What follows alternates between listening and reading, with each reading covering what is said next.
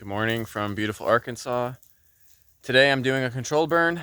My buddy Rye here, he's just hanging out. He's taking a break from the goats today. So I just kind of wanted to show you what I got going on and kind of what I've learned through the process. I've done over 100 burns on this property since I got it. So whenever people come to my property, because they know I have goats, I fenced in my 6 acres just for the goats. Actually, I fenced in almost the whole property, which is 10 acres. But they see my property and they're like, wow, those goats really do some work. And I've always thought about what's a comeback for that, because the goats probably do 5% of this, to be quite honest with you. They don't really, one, they're not cutting down trees. They don't eat trees. They don't eat deadfall. They eat leaves, right? So outside of the vegetation, when you see the kind of how it's all thick over there and overgrown and a lot of dead stuff, same behind me, that hasn't been processed yet by me, but what you see behind me has. So anyway, and part of a tool I've been using are controlled burns. They destroy a lot of the saplings, but kind of what I'm going to do today is kind of just show you how I do it safely and kind of what I've learned. So this whole area, just right here down due east and over, is all burned the other day, right? And today I'm burning this slope. So to start my day, what's the first thing that I did was on the upward slope of my property, which is facing west, I raked all the leaves over to my left, to your left, just to create a natural burn line. So when the fire does start burning, it can only go to the east, which that's east over there. There's a southward wind today, and actually this is probably more of a southeast facing slope, or sorry, maybe northeast. So in a way, the wind is actually going against the direction of the burn. So you would think that the burn would go up my hill, but by creating a natural burn line, then it has nowhere to go, and it's called a back burn, where it goes into the wind. So this is what it's been doing, and so far it's done a pretty good job. I knew after a few minutes that this is completely safe. I have fire lines all the way around it, so in the event that at some point I need to go have lunch or something, I'm not too worried about what this fire is going to do, because I have it on all 4 sides of it. There's either a burn scar to the south, and I'll show you, I have no vegetation to the north and to the west, and then this is where I started it, so I know it ain't going to come back up the hill because there's nothing to burn up to. So my goats just naturally wear out all the vegetation along the fence line, so there's nowhere for it to go over there. It can kind of only go where the leaves are. But I started early today because I'm trying to have this done before dark. Obviously, I don't want to be having an active fire going. Not that I'm too worried about it, but I think it's just good etiquette. And secondly, my neighbors, I don't want them to look out and see that my hillside's on fire. And to that, I actually sent them a courtesy text this morning. I showed them that there is no burn ban as of this morning in the county I live in. It was not posted last night at the fire department, and I checked the humidity and the wind each day. I typically don't like burning if it's more than 15 miles per hour, because usually there's wind gusts and those will exceed 20, but today the wind is 5 to 10, which you do need a little bit of wind to move the fire. The conditions are dry, which is a catch-22.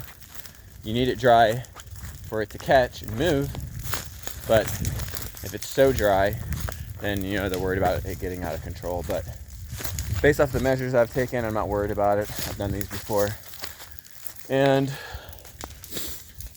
that's my burn pile. So I'm still going to be processing all that area over there where it just will look nicer. Part of the reason why I do this, a lot of reasons. There's ticks, chiggers, fleas in here. Not anymore, not where the fire has been.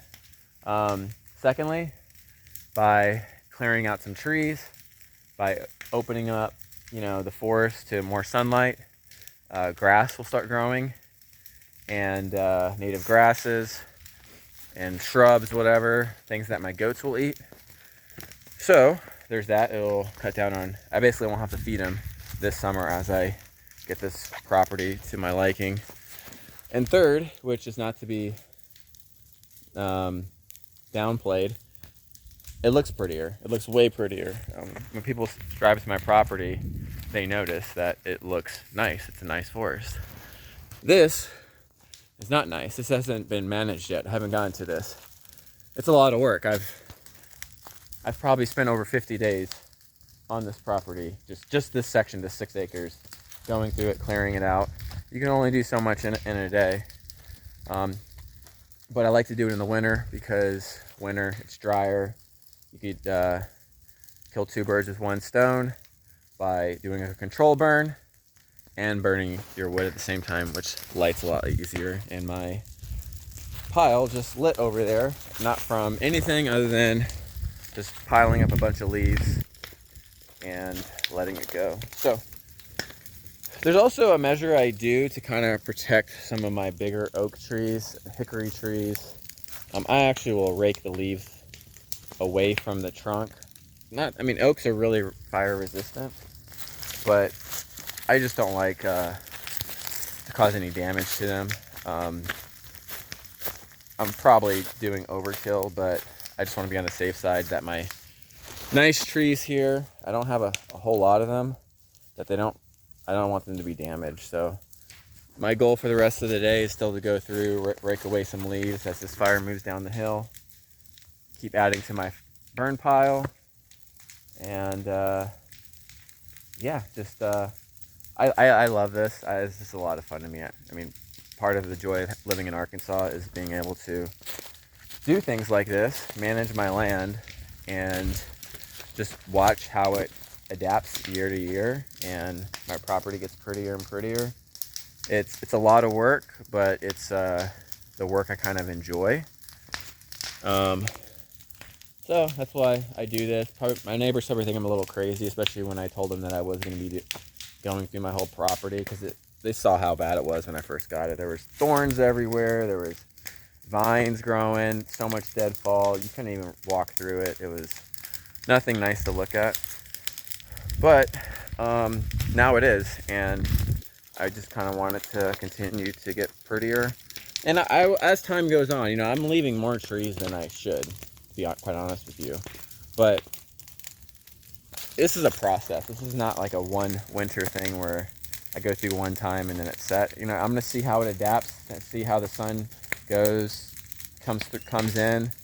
I don't like clearing out trees, but I also like to have biodiversity too, and give some trees that wouldn't have much of a chance to thrive to do that. And then I have all types of trees. I'll have red oak, white oak, pine, hickory.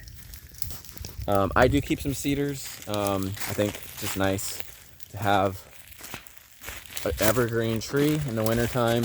I think they are pretty. They smell nice when you burn them, actually. So if I decide to harvest some of them, when I do, they will be bigger trees because I didn't clear them out all at once. I like to keep the cherry. I like to keep the wild plum, mulberry trees that I got. What else do I like to keep? Some sycamore. Have some sycamore trees. I will typically clear out a lot of the American sumac, just because I notice it just dies. It doesn't really, it grows and then it dies and it falls over because it does need full sun. So around the perimeter, I will leave some American sumac. If there's any invasive species, I'll obviously clear those out.